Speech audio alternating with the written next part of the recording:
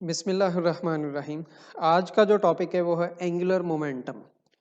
अगर आपको याद हो चैप्टर नंबर 3 में हमने एक टॉपिक पढ़ा था लीनियर मोमेंटम। बिल्कुल उसी तर्ज पे ये टॉपिक है एंगुलर मोमेंटम। तो पहले एंगुलर मोमेंटम को डिफाइन करेंगे। इसके लिए डिफरेंट फार्मूलाए डिराइव करेंगे और इसके यूनिट्स डिस्कस करेंगे और फिर law of conservation of angular momentum की तरफ आएंगे। तो एंगुलर मोमेंटम को डिफाइन किया जा सकता है the cross product of moment arm and linear momentum is called angular momentum. तो आप कंसीडर करते हैं कि एक बॉडी है जो रोटेट कर रही है अबाउट सम एक्सिस और फिर इसका एंगुलर मोमेंटम क्या होगा? एंगुलर मोमेंटम होगा the product of moment of inertia and angular velocity. ये अनदर डेफिनेशन है एंगुलर मोमेंटम की। तो इस डेफिनेशन के मुताबिक इसका फार्मूला बन जाएगा L is equal to I omega. ये प्रोडक्ट होगा मोमेंट ऑफ इनर्शिया का और एंगुलर वेलोसिटी का। L is equal to I omega. अब आई जो मोमेंट ऑफ इनर्शिया ये क्योंकि एम आर स्क्वेयर के इक्वल होता है, तो आई को अगर एम आर स्क्वेयर से रिप्लेस कर दिया जाए देन एंगुलर मोमेंटम बन जाता है एम आर स्क्वेयर ओमेगा। तो एंगुलर मोमेंटम का अनदर फार्मूला आ गया M R square omega. Angular momentum की डायरेक्शन कैसे फाइंड की जाएगी? एंगुलर मोमेंटम की डायरेक्शन फाइंड की जा सकती है by using right hand rule. Right hand rule क्या कहता है? राइट हैंड रूल ये कहता है curl the fingers of your right hand from first vector to the other vector then the erected thumb will give the direction of the angular momentum. अब इसके meaning यहाँ पर क्या है? फॉर एग्जांपल एक बॉडी रोटेट कर रही है सर्कल के अंदर, ये सर्कल का सेंटर है, ये एक्सिस ऑफ रोटेशन है, तो ये ऑब्जेक्ट पड़ा हुआ है। तो इस ऑब्जेक्ट की टेंजेंशियल वेलोसिटी अगर किसी भी पॉइंट पे देखी जाए, ये है फॉर एग्जांपल यहाँ पर, तो उस लिहाज से ये इसकी टेंजेंशियल वेलोसिटी बन रही है। अगर मैं इसको प्रोजेक्ट करूँ दोनों के दरमियान, ये टेंजेंशियल वेलोसिटी आ गई। और इस पे अगर रेडियस देखा जाए तो ये रेडियस है, आर और V perpendicular to each other है, आर और ये जो एक्सिस ऑफ रोटेशन है ये भी परपेंडिकुलर टू ईच अदर है। तो ये नॉर्मल बनता है, normal to the R and V या आर एंड एम वी यानी कि मोमेंटम। तो मोमेंटम और मोमेंट आर्म के परपेंडिकुलर ये नॉर्मल एन ड्रा किया हुआ है। तो नॉर्मल एन किस चीज़ की डायरेक्शन देगा? ये मोमेंटम की डायरेक्शन बताएगा। तो एंगुलर मोमेंटम की डायरेक्शन राइट हैंड रूल से फाइंड की जा सकती है। अब इसके फार्मूले की तरफ आते हैं। लीनियर मोमेंटम का अगर फार्मूला देखा जाए, लीनियर मोमेंटम का formula P is equal to M V. ठीक है, तो एंगुलर मोमेंटम का फार्मूला जैसे कि हमने सबसे पहले मैंने डेफिनेशन बताई कि ये क्रॉस प्रोडक्ट है किसका? परपेंडिकुलर डिस्टेंस आर या मोमेंट आर्म और लीनियर मोमेंटम का। तो यहाँ पर P की जगह रिप्लेस कर देते हैं एम वी। अगर P की जगह एम वी रिप्लेस कर दिया जाए तो L is equal to M R V बन जाता है। अब इस क्रॉस प्रोडक्ट को एक्सपेंड किया जा सकता है। अगर मैग्नीट्यूड फॉर्म लिखी जाए तो ये बन जाएगा आर पी साइन थीटा। यहाँ से ये फार्मूला लिखा गया है, या इवन यहाँ से ये लिखा जा सकता है कि ये होगा M R V sine theta. तो अब फर्दर इसको इस तरतीब में लिख लेते हैं L is equal to M V R sine theta. Theta क्या है? थीटा है angle between R and P या R एंड V। तो यहाँ पर अगर गौर करें R और V के दरमियान ये जो एंगल बन रहा है ये 90 डिग्री बन रहा है। तो थीटा की जगह 90 डिग्री अगर पुट कर दिया जाए उस सूरत में ये बन जाएगा साइन थीटा की जगह साइन 90 आ जाएगा और बाकी factors M V R S सच ही होंगे। अब साइन 90 1 के इक्वल होता है, तो इसको अगर 1 से रिप्लेस कर दें तो ये रह जाता है एम वी आर। तो एंगुलर मोमेंटम का ये फार्मूला बन गया L is equal to M V R. अगर इसके यूनिट्स की बात की जाए ऐसे यूनिट की, तो इसके यूनिट्स यहाँ से इसी फार्मूले से डिराइव किए जा सकते हैं। इसके यूनिट क्या होंगे? एम के यूनिट मास के किलोग्राम और वेलोसिटी के यूनिट मीटर पर सेकंड और आर के यूनिट मीटर। तो ये बन जाता है किलोग्राम मीटर स्क्वायर पर सेकंड।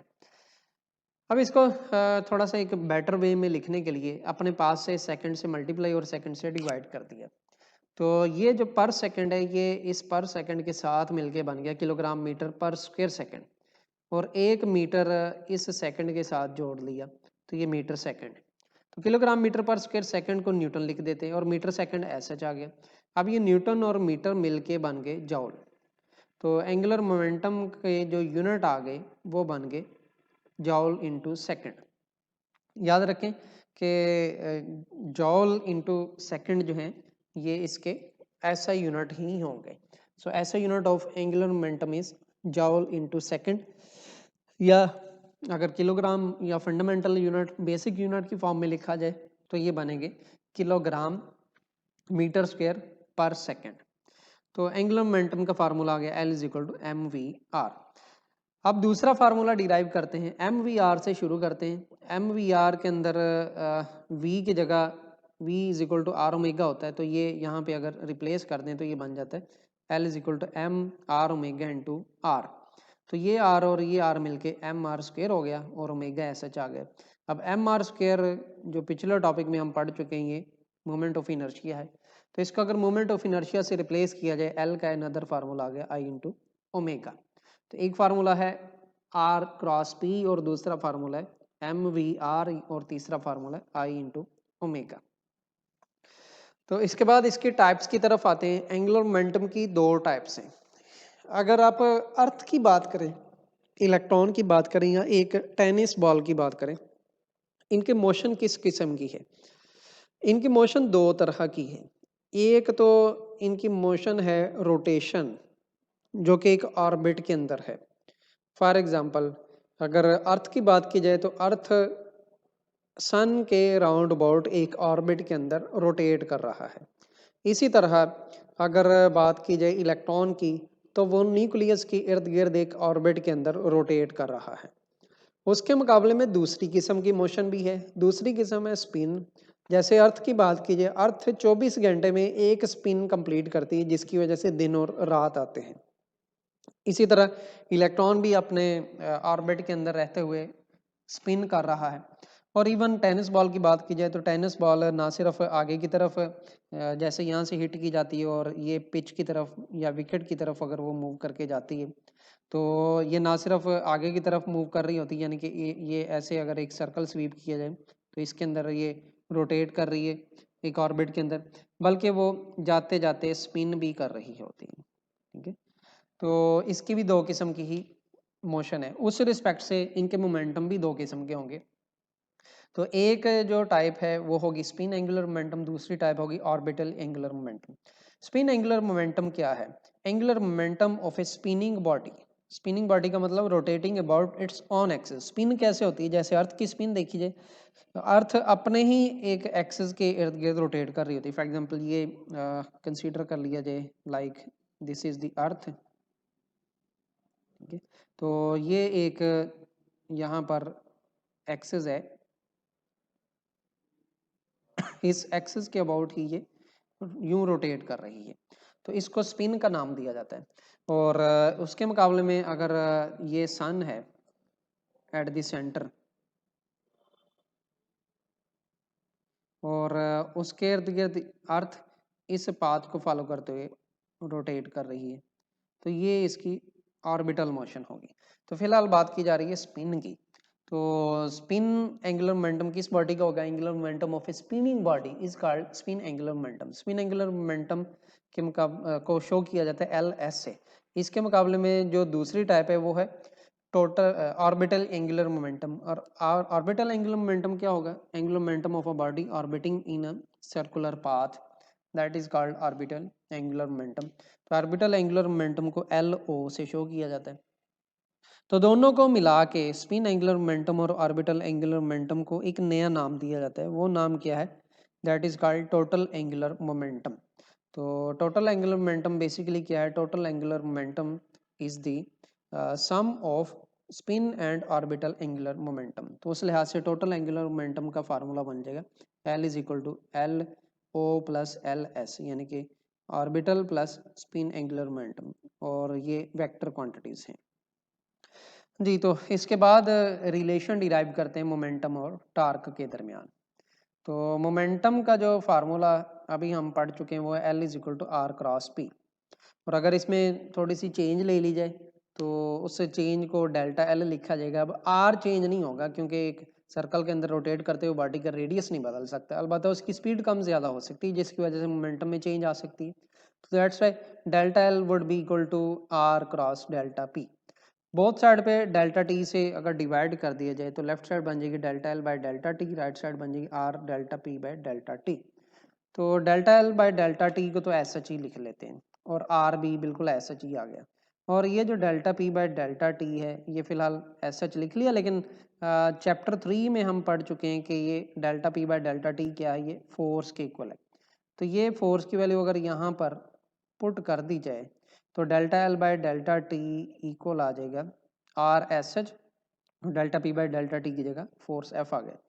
अब delta L by delta T क्या है, अगर आप देखें टार्क का फार्मूला, टार्क का फार्मूला होता है आर क्रॉस एफ। तो ये इन दोनों इक्वेशंस की जो राइट साइड है वो एक जैसी हैं, दोनों को कंपेयर करके हम लिख सकते हैं कि torque vector is equal to delta L vector by delta T. So torque angular momentum के साथ कैसे रिलेटेड है, time rate of change of angular momentum is called torque. इसे एक दो बातें भी पता चल रही हैं कि अगर एंगुलर मोमेंटम में चेंज ज़ीरो है, अगर एंगुलर मोमेंटम में चेंज ज़ीरो ले ली जाए तो टार्क ज़ीरो आ जाएगा। इसका मतलब ये है कि अगर किसी बॉडी के अंदर टार्क ज़ीरो है तो उसका एंगुलर मोमेंटम चेंज नहीं हो रहा, या दूसरे अल्फाज में ये कहा जा सकता है कि एंगुलर मोमेंटम उस वक़्त कंजर्व करेगा जब टार्क प्रोड्यूस ज़ीरो होगा। तो एंगुलर मोमेंटम के बारे में और इनका जो हमने टार्क के साथ रिलेशन फाइंड किया उसके बारे में कोई क्वेश्चन है, कोई कन्फ्यूजन है तो आप कमेंट्स में पूछ सकते हैं। तो अब आते हैं law of conservation of angular momentum की तरफ। What is law of conservation of angular momentum? तो कंजर्वेशन पहले भी हम पढ़ चुके हैं। कंजर्वेशन के मीनिंग अगर देखे जाए इसका मतलब ये होता है कि जो टोटल या सम ऑफ क्वांटिटीज है उसमें कोई फर्क नहीं आना चाहिए, वो कांस्टेंट रहनी चाहिए। तो law of conservation of angular momentum के भी मीनिंग यहाँ पर यही होंगे कि अगर कोई सिस्टम है जिसके अंदर मोर देन वन पार्टिकल है तो उसका टोटल अगर एंगुलर मोमेंटम एक जैसा रहता है, कांस्टेंट रहता है, तो हम कहेंगे कि एंगुलर मोमेंटम कंजर्व रहता है। तो law of conservation of angular momentum क्या बताता है? Law of conservation of angular momentum ये बताता है कि if there is no external torque acting on the system then total angular momentum of the system remain constant। इसके दूसरे meaning ये लिए जा सकते हैं कि एंगुलर मोमेंटम उसी वक्त चेंज होगा जब कोई एक्सटर्नल टार्क अप्लाई होगा। अगर कोई एक्सटर्नल टार्क अप्लाई नहीं हो रहा उस सूरत में सिस्टम का एंगुलर मोमेंटम चेंज नहीं होगा। इसी डेफिनेशन, इसी स्टेटमेंट को मैथमेटिकली यूँ लिखा जा सकता है कि L total angular momentum is equal to L1 plus L2 plus so on is equal to constant. अब यह डिपेंड करेगा कि जो रिजिड बॉडी है या कोई बॉडी उसके कितने पीसेस या पार्टिकल्स हैं। अगर दो पार्टिकल हैं तो L1 प्लस L2 आ जाएगा, तीन है L1 plus L2 plus L3 आ जाएगा, n है तो Ln तक आ जाएगा। तो कंसीडर करते हैं कि एक बॉडी है, इनिशियली उसका मोमेंट ऑफ इनर्शिया I है और वो बॉडी एंगुलर वेलोसिटी v के साथ रोटेट कर रही है, तो उस सूरत में एंगुलर मोमेंटम बन जाएगा L is equal to I omega. अब यूं करते हैं कि इसमें थोड़ी सी चेंज ले लेते हैं। एंगुलर मोमेंटम अगर चेंज किया जाए तो मोमेंट ऑफ इनर्शिया में तो कोई चेंज नहीं आएगी, लेकिन एंगुलर वेलोसिटी में चेंज आ जाएगी, आई डेल्टा ओमेगा बन जाएगा। बोथ साइड को डेल्टा टी से अगर डिवाइड कर दिया जाए, लेफ्ट साइड बन जाएगी delta L by delta T, right side बन जाएगी I delta omega by delta T. तो अगर देखा जाए delta omega by delta T क्या है, time rate of change of angular velocity. ये बेसिकली क्या होता है, ये एंगुलर एक्सेलरेशन होता है। तो इसको एंगुलर एक्सेलरेशन अल्फा से अगर रिप्लेस कर दें तो delta L by delta T equal आ जाएगा आई इंटू अल्फा। अब delta L by delta T क्या है? Delta L by delta T basically तो टार्क को शो करता है। अगर कोई एक्सटर्नल टार्क नहीं है उस सूरत में कोई एंगुलर एक्सेलरेशन भी प्रोड्यूस नहीं होगा, तो अल्फा जीरो बन जाएगा। अल्फा को अगर यहाँ पे ये वाली वैल्यू यहाँ पे रिप्लेस कर दी जाएगा अल्फा की जगह, तो delta L by delta T zero बन जाएगा। Delta L by delta T zero होने का मतलब क्या है कि जो एंगुलर मोमेंटम है उसके अंदर टाइम के साथ कोई चेंज नहीं आ रही, टाइम के रिस्पेक्ट से ये कांस्टेंट है। अगर टाइम पास होने के साथ साथ एल के अंदर यानी कि एंगुलर मोमेंटम के अंदर कोई चेंज नहीं आ रही, इट मीन्स कि एंगुलर मोमेंटम क्या है, कंजर्व है। So this is the mathematical statement of law of conservation of angular momentum. और ये हमने law of conservation of angular momentum prove की है। ये कंडीशनल है। कंडीशनल का मतलब क्या है कि कोई एक्सटर्नल टार्क अगर नहीं होगा उस सूरत में एंगुलर मोमेंटम कांस्टेंट रहेगा।